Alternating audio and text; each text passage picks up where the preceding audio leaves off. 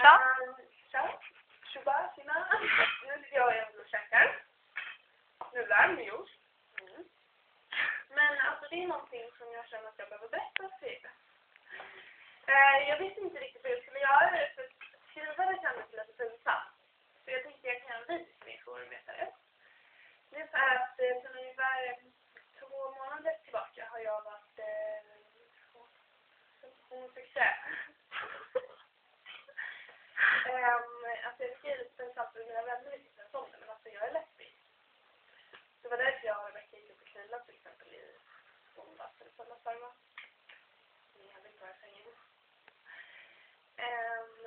Jag skrev att det bara var ett skämt, men alltså det var inte det. Alltså jag är ju lesbisk och hon ställer alltid upp för mig som en kyckling som jag har. Ja, om jag ska säga om det. För jag är ju minsta lite än jag tänkt. Fan! Nej, helt rätt, jag skojar bara. Gjorde du det? Ja. Jag blev fett rädd. Jag bara satt och darrade bara. Okej. Jag gillar killar och de är rätt sexiga och sjuka och sånt där.